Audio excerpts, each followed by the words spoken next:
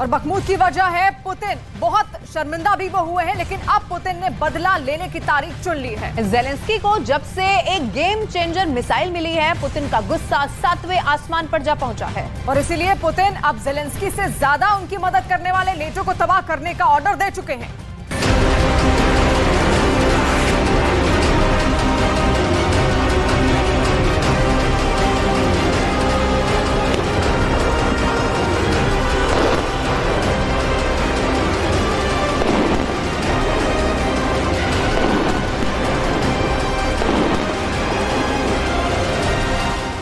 Zelensky ने ये तस्वीर पूरी दुनिया में वायरल कर दी है। इस तस्वीर में बहुत बड़ी धमकी है।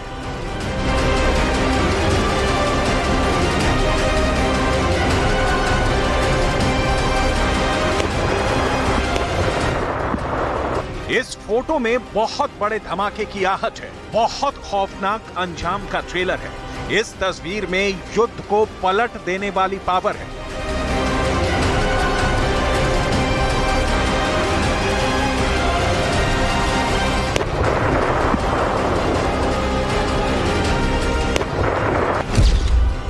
ज़ेलेंस्की ने इस बात को सुनिश्चित किया है कि ये फोटो व्लादिमीर पुतिन की टेबल तक जरूर पहुंचे, ताकि पुतिन बार बार इसे देखें और समझ जाएं कि ज़ेलेंस्की ने कौन सा बड़ा खतरा उनके लिए पैदा कर दिया है। सवाल है कि इस तस्वीर में ऐसा है क्या जो पुतिन को डरा सकता है। ज़ेलेंस्की की इस तस्वीर में बहुत बड़ा मैसेज है और ये फोटो खास पुतिन को डराने के लिए खींची गई है। सवाल है कि इस तस्वीर में ऐसा है क्या जो पुतिन को डरा सकता है। गौर से देखेंगे तो पता चलेगा कि ये यूक्रेन का सुखोई 24 फाइटर जेट है और इसमें विंग्स के नीचे लगी हैं 2 स्टॉर्म शैडो क्रूज मिसाइल, जिनकी रेंज 250 किलोमीटर से भी ज्यादा है। इन दोनों मिसाइलों का मतलब है कि एक हवाई हमले में रूस के 2 ठिकाने खत्म करने की तैयारी ज़ेलेंस्की ने दिखा दी है। पुतिन के सामने अपनी 250 किलोमीटर तक जमीन को बचाने का बड़ा चैलेंज है। 250 किलोमीटर का मतलब है कि ज़ेलेंस्की अब रूस में घुसकर बमबारी कर रहे हैं और इसमें उनकी मदद नाटो कर रहा है।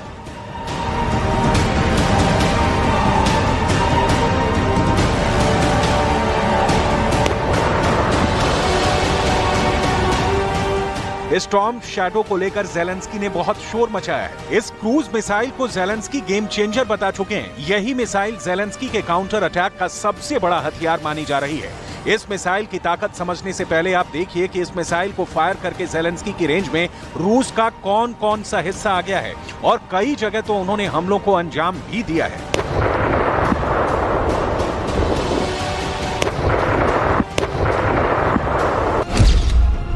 तो जवाब है कि 250 किलोमीटर रेंज के साथ यूक्रेन के बॉर्डर के आसपास जो भी इलाका होगा, वहां यह मिसाइल सटीक हमले करेगी।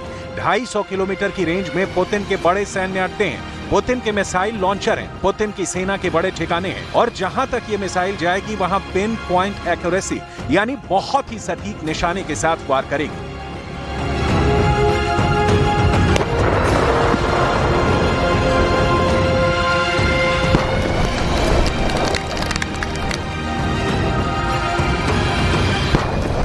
इस वक्त इस मिसाइल को इस्तेमाल करने के लिए नाटो ने यूक्रेन के सुखोई 24 फाइटर जेट को तैयार कर दिया है। सोवियत दौर के इस विमान को इससे लैस किया गया है। इस फाइटर जेट के 2 वर्जन हैं और दोनों ही अब स्टॉर्म शैडो से लैस हैं। यूक्रेन का सुखोई 24 विमान टारगेट से 250 किलोमीटर दूर स्टॉर्म शैडो मिसाइल को लॉन्च करता है। उसके बाद ये मिसाइल अपने पहले से तय फ्लाइट पाथ पर उड़ते हुए टारगेट के करीब पहुंचती है और हमले से ऐन पहले स्टॉर्म शैडो एक ऊंचाई तक जाती है और फिर डाइव करके अपने टारगेट पर हिट करती है। अब स्टॉर्म शैडो को लेकर पर्दे के पीछे क्या हुआ उसे समझिए। यूक्रेन को स्टॉर्म शैडो मिलने के बाद दुनिया ने एक बहुत ही हाई प्रोफाइल और सीक्रेट मीटिंग देखी जो ब्रिटेन में हुई। 2 बहुत ही ताकतवर हेलीकॉप्टर अचानक ब्रिटेन के आसमान में नजर आए। दोनों की रफ्तार बहुत ज्यादा थी। दोनों हेलीकॉप्टरों में 2 बहुत ही खास हस्तियां थी। ये थे ब्रिटेन के चिनूक हेलीकॉप्टर।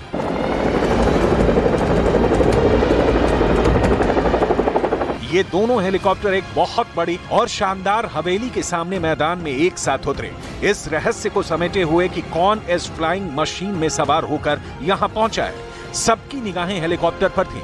फिर दोनों हेलीकॉप्टरों में से कुछ लोग निकले और साथ मिलकर इस बड़ी सी हवेली की तरफ बढ़ने लगे। तब पता चलता है कि आखिर ये दोनों हस्तियां कौन थी। हवेली के दरवाजे के सामने स्टॉर्म शैडो वाली पार्टनरशिप की तस्वीर थी, जिसमें यूक्रेन के राष्ट्रपति वोलोदिमीर ज़ेलेंस्की और साथ में थे ब्रिटेन के प्रधानमंत्री ऋषि सुनक। इस दौरे से पहले ही ब्रिटेन ने ज़ेलेंस्की को स्टॉर्म शैडो मिसाइल दे दी थी। ये मिसाइल नाटो का बहुत ही खास हथियार मानी जाती है। ये यूरोफाइटर टाइफून से लेकर राफेल और ग्रिपेन से लेकर टॉर्नेडो और मिराज फाइटर से भी लॉन्च की जा सकती है। इस मिसाइल के मिलने का मतलब है कि जो हथियार अमेरिका ने भी ज़ेलेंस्की को नहीं दिया, उससे ज्यादा रेंज की मिसाइल तो ब्रिटेन ने ज़ेलेंस्की को थमा दी है। ब्रिटेन से मिले हथियारों के दम पर ज़ेलेंस्की का जोश हाई है। यूक्रेन को इस बात का यकीन है कि वो इन हथियारों के दम पर युद्ध में रूस को रोकने में कामयाब हो जाएगा। लेकिन यूक्रेन को जो स्टॉर्म शैडो मिसाइल मिली है, उस पर पुतिन की खास नजर है। और दावा इस बात का है कि रूस ने यूक्रेन की तरफ से दागी गई कई स्टॉर्म शैडो मिसाइल को मार गिराया है।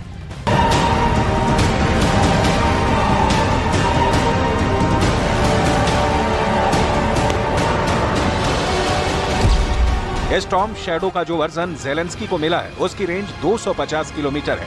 यूक्रेन के पास इतनी लंबी रेंज की कोई मिसाइल नहीं है। The latest weapon that the United Kingdom has supported Ukraine in using and indeed acquiring is the Storm Shadow deep strike missile. That is the first long-range missile supplied to Ukraine by its allies. We supplied it because of Russia's constant use of its long-range weapons to target civilians and civilian critical national infrastructure against all international law. Storm shadow से Zelensky ने रूस की सेना के ठिकानों पर तबाही मचाना भी शुरू कर दिया है। मई के आखिर में इससे हमले बढ़े हैं और जून में तो ज़ेलेंस्की इस मिसाइल के कई हमले प्लान कर चुके हैं। यूक्रेन की फौज ने लुहांस्क में इस मिसाइल से यूक्रेन ने हमला किया और ये मिसाइल एक अपार्टमेंट पर जाकर गिरी। मलबे के बीच से ये टुकड़ा मिला जिस पर लिखा था ये पार्ट सिर्फ स्टॉर्म शैडो में इस्तेमाल करने के लिए है। 12 мая около 18 часов 30 минут по московскому времени боевыми самолетами воздушных сил Украины был нанесен ракетный удар по предприятию полимерных изделий «Полипак» и мясоперерабатывающему комбинату «Милан» в городе Луганск। रूस का दावा है कि उसने इस स्ट्राइक में शामिल यूक्रेन के 2 विमानों को मार गिराया। इनमें एक सुखोई 24 और दूसरा MiG-29 था। स्टॉर्म शैडो मिसाइल को लेकर यूक्रेन के रक्षा मंत्रालय ने एक ट्वीट भी किया था, जिसमें ब्रिटेन के प्रधानमंत्री ऋषि सुनक और ज़ेलेंस्की को ठहाके लगाकर हंसते हुए देखा जा सकता है। ट्वीट में बताया गया है कि अब काला सागर में रूस का naval base storm shadow missile की रेंज में है। ब्रिटेन से मिले इस मिसाइल को लेकर ज़ेलेंस्की का जोश बहुत हाई है और अब उन्हें यकीन है कि इस मिसाइल से वो रूस को रोकने में कामयाब होंगे। लेकिन इस मिसाइल की रिपोर्ट क्या कहती है, इस पर पुतिन की खास नजर है। रूस ने दावा किया है कि वो यूक्रेन की तरफ से दागी गई स्टॉर्म शैडो क्रूज मिसाइल को मार गिरा चुका है। На Солидарском тактическом направлении противник вчера провел наступательные действия на всей линии боевого соприкосновения сторон протяженностью более 95 километров. Подразделениями вооруженных сил Украины было предпринято 26 атак, в которых были задействованы более 1000 военнослужащих. एक स्टॉर्म शैडो की कीमत 23 करोड़ रुपए है, लिहाजा ये बहुत बड़ी मिसाइल है और इसका टारगेट भी बहुत खास होना चाहिए। लेकिन यूक्रेन इसको सही तरीके से अब तक इस्तेमाल नहीं कर पाया है, जिसमें उसने रूस के किसी बड़े हाई वैल्यू टारगेट को उड़ाया हो। यूक्रेन का दावा है कि रूस इस मिसाइल से घबरा गया है, लेकिन क्या ये वाकई सच है? यही वजह है कि इस मिसाइल की डिलीवरी में कोई ब्रेक न लगे। इसी बात को पक्का करने के लिए खुद ज़ेलेंस्की ब्रिटेन गए और साथ में कई और हथियारों की डिमांड की। Особливо щодо зброї, яка дає можливість наносити ураження ворогу дальнього радіусу, такі як Storm Shadow. Була нагода потиснути руки пілотам, які навчені були в Великобританії і вже успішно застосовують зброю під назвою Storm Shadow. Storm shadow लंबी दूरी की क्रूज मिसाइल जरूर है, लेकिन रूस का दावा है कि वो इसे इंटरसेप्ट करने में कामयाब रहा है, यानी उसे आसमान में ही ट्रैक करके मार गिराने में कोई दिक्कत नहीं आ रही। सवाल है कि पुतिन स्टॉर्म शैडो को काउंटर करने के लिए अब यूक्रेन से कैसे बदला लेंगे। पुतिन को नाटो ने बहुत मुश्किल में डाल दिया है, इसलिए पुतिन ने अब नाटो को टारगेट करने का फैसला किया है और इसमें पुतिन के 2 बहुत ही खतरनाक फाइटर जेट सुखोई 24, सुखोई 30 और सुखोई 35 तैयार कर दिए गए हैं। रूस की एयरफोर्स अब यूरोप के बीचों बीच इन विमानों से हमले की प्रैक्टिस कर रही है। इन तीनों विमानों को ऐसे मिशन के लिए तैयार किया जा रहा है जिसमें यूरोप का एयर डिफेंस पूरी तरह फेल हो जाएगा। ये तैयारी ऐसी जगह पर की जा रही है